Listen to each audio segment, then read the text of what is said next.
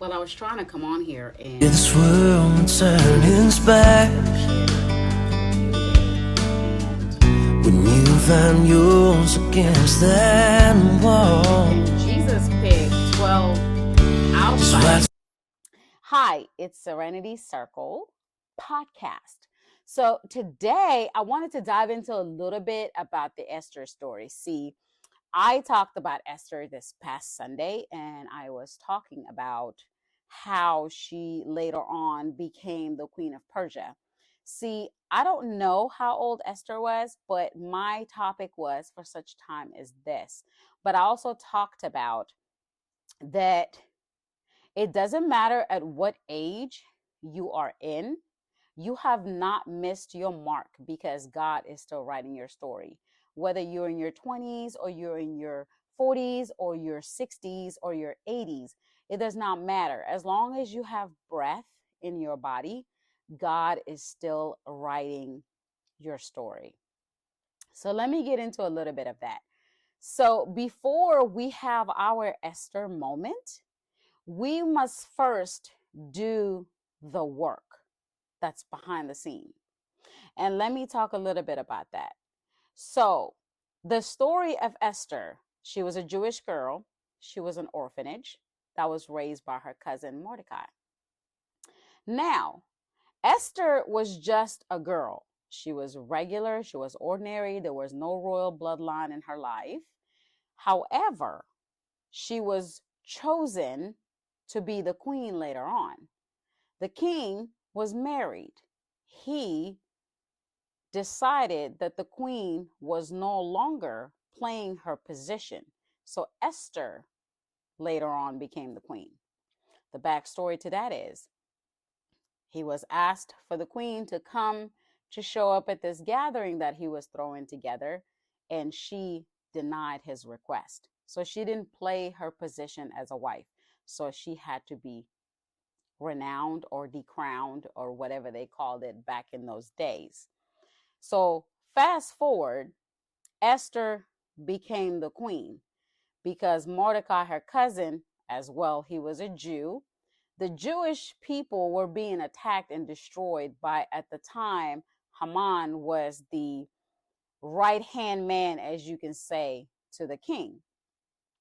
He disobeyed orders. Long story short, the Jewish people were being destroyed. So when he wrote a letter to Esther saying, "For if you remain silent, relief and deliverance for the Jews will come from another place." In other words, when we don't answer God's call, someone else is going to take our position. God's calling or God's destiny or purpose does not stop when He calls us. If we don't respond to the call, He moves on to the next person that's willing to answer that call. Remember Jonah? He refused God's call and he got swallowed up by the whale later on because he thought he was hiding from God. Lord, thank you for that. So, with that being said, you have not missed your mark. The only way that you miss your mark if you don't respond to when God is calling you to do something. Like I said before, your story is not over yet. You still have breath in your body. You can still fulfill what God has called you to do. So, fast forward with Esther, when all the girls were chosen to be in the king's palace for him to pick the next queen,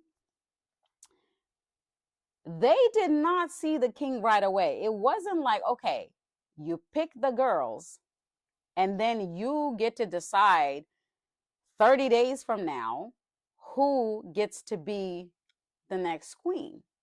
No, they had to live in a palace for at least a year. That's 365 days. Okay.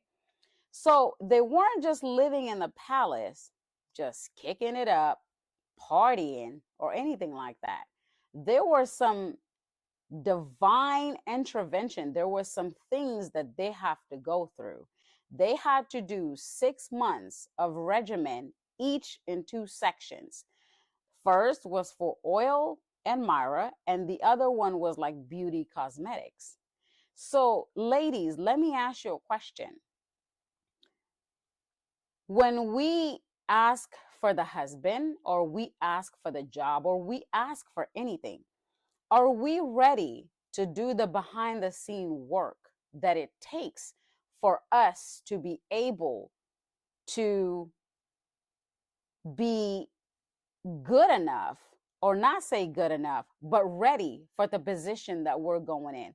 If you want to be a wife, we are so excited to be a wife, and we are so excited to be in that relationship that we are not taking the time to do the healing work, to do the mental work, to do the spiritual work, to spend time with God, to study our word, and to do the self work that we have to do in order for us to be the wife that our husband is going to need. Because, of course, he's going to take care of the house.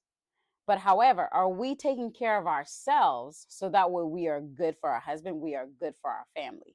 You are no good to anyone if you don't take care of yourself. So Esther had to go through all of these things before she was chosen, but she didn't become the queen overnight. It took some time. However, her purpose and her destiny was not revealed until later, okay? When the Jewish people were being attacked, because Mordecai told her, just because you're in a palace, it does not save you from being persecuted, okay? For her to approach the king, you will literally get beheaded if you go before the king without being summoned or without being called. Okay, so she wrestled with that decision. Okay, I'm not finna go in here busting through the door telling this man, like, hey, stop killing my people. No, she had to think about it. And before she could do that, what did she tell him?